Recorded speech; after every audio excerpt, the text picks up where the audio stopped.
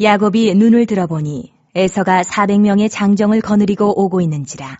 그의 자식들을 나누어 레아와 라헬과 두 여종에게 맡기고 여종들과 그들의 자식들은 앞에 두고 레아와 그의 자식들은 다음에 두고 라헬과 요셉은 뒤에 두고 자기는 그들 앞에서 나아가되 몸을 7번 땅에 굽히며 그의 형 에서에게 가까이 가니 에서가 달려와서 그를 맞이하여 안고 목을 어긋 맞추어 그와 입 맞추고 서로 우니라. 에서가 눈을 들어 여인들과 자식들을 보고 묻되 너와 함께한 이들은 누구냐? 야곱이 이르되 하나님이 주의 종에게 은혜로 주신 자식들이니이다.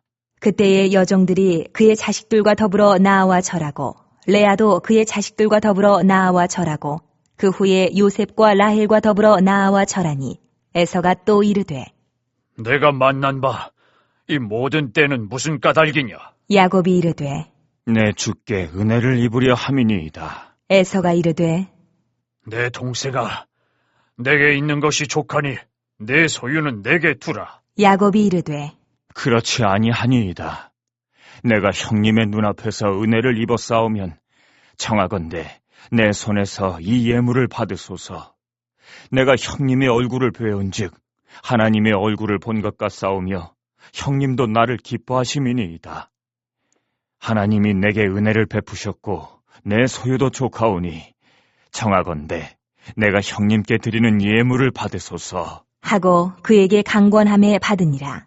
에서가 이르되 우리가 떠나자. 내가 너와 동행하리라. 야곱이 그에게 이르되 내 주도 아시거니와 자식들은 연약하고 내게 있는 양떼와 소가 새끼를 데리고 있은즉 하루만 지나치게 몰면 모든 떼가 죽으리니 청하건대 내 주는 종보다 앞서가소서. 나는 앞에 가는 가축과 자식들의 걸음대로 천천히 인도하여 새 일로 가서 내 주께 나아가리이다. 오늘의 밥 시간입니다.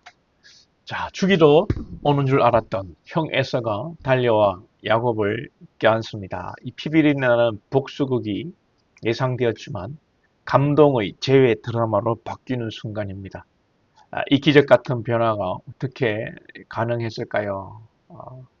우리 인생에 에서를 마주한 분들이 있다면 이런 하나님의 극적인 회복의 드라마, 하나님의 위로가 임하시기를 축복합니다.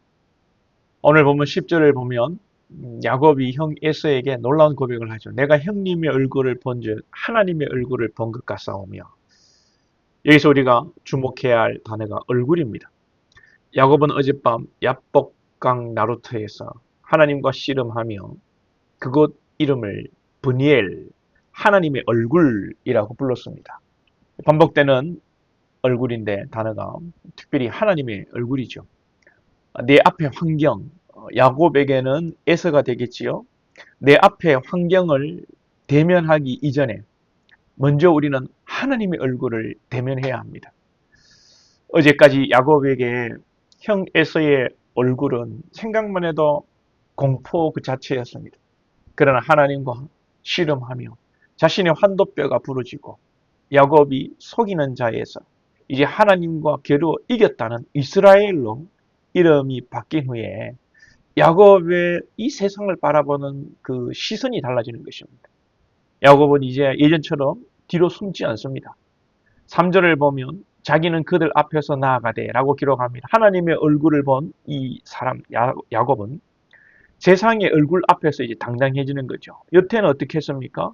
첩을 앞에 세우고 아내를 앞에 세웠지만 이제는 그들을 두고 야곱이 자신의 얼굴로 자신의 시선으로 에서 앞에 당당히 나아가는 것입니다. 이때 아브라함이 주셨던 그 여호와의 이레의 그 하나님의 준비하심이 에서의 마음을 녹인 것이죠. 여러분, 원수 같은 사람의 얼굴이 하나님의 얼굴처럼 보이기 시작했다면 이제 여러분 그것은 놀라운 축복인데 그것은 상대가 변화된 것이 아니라 누가 변한 겁니까? 내 자신이 변한 겁니다. 내가 하나님을 만났고 내가 하나님을 보았기 때문에 원수 같은 자도 여러분 천사같이 보이는 것입니다. 상대가 중요하고 환경이 중요한 것이 아니라 지금 내가 하나님의 얼굴을 대면하고 있는가, 이것이 중요한 것입니다. 자, 야곱은 이제 당당하게 형 앞으로 나아가지만 사실 그는 다리를 절고 있죠. 야복강에서 하나님께 맞아가지고 이 환도뼈가 어긋났기 때문에 절고 있습니다. 다리에 장애를 가지고 있죠. 예. 이것이 은혜의 역설입니다. 에스가 보기에 동생 야곱이 불쌍해 보였을 것입니다. 상상해 보건대. 그 쩌렁쩌렁하고 그 참 눈치 빠르고 그 참 이렇게 사기도 치고 그렇게 하던 놈이 쩔뚝쩔뚝 절면서 내 앞에 와가지고 이거 7번이나 엎드려 절하니 말입니다.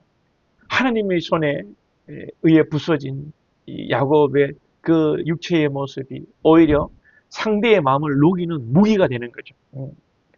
야곱은 에서가 선물을 거절하자 이렇게 또 말합니다. 하나님이 내게 은혜를 베푸셨고 내 소유도 족하오니 예전에 야곱이라면 하나라도 더 가지려고 했을 텐데 이제는 충분하다, 자족하다, 나누려고 하는 모습이 있지요.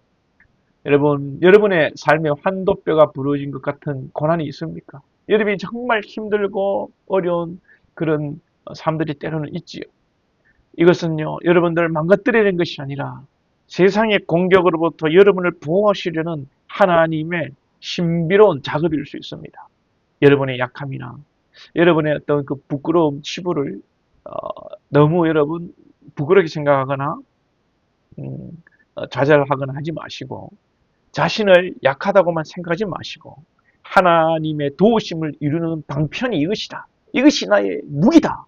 약할 때 강함이 되시는 하나님을 바라보고 찬양하시기 바랍니다. 그리고 오늘 재밌는 부분은 마지막 부분이 될 텐데요. 형 에서가 같이 가자고 제안하지만 야곱은 완곡히 거절하고 숫꽃이라는 곳에 머물렀다가 세겜으로 향합니다. 야곱은 여러분 또다시 그 기질을 못 버리고 세상적인 계산을 합니다. 아이들은 약하고 짐승은 어린데 어떻게 형을 따라갑니까? 결국 그는 하나님과 약속한 베델이 아니라 그죠? 살기 좋은 세계 땅에 정착하려고 하는 것이죠. 여러분 우리도 은혜를 받고 눈물을 흘리며 하나님의 얼굴을 보았다지만 예배당 문을 나서는 순간 다시 세겜이라는 어떤 세상적 안락함을 우리가 추구하고 있는 것은 아닙니까?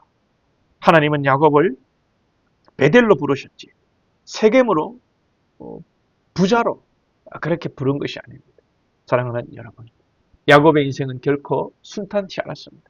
험악한 세월을 보냈습니다. 그러나 하나님은 단 한 번도 그를 포기하지 않으셨다는 것. 야곱이 잘나서 에서의 마음을 푼 게 아닙니다. 하나님이 그 밤에 야곱을 꺾이셨기 때문에 에서를 야곱은 만날 수 있었고 그를 대할 수가 있었던 것이죠. 혹시 지금 여러분 앞에 400명의 군사를 거느린 에서와 같은 문제가 기다리고 있습니까?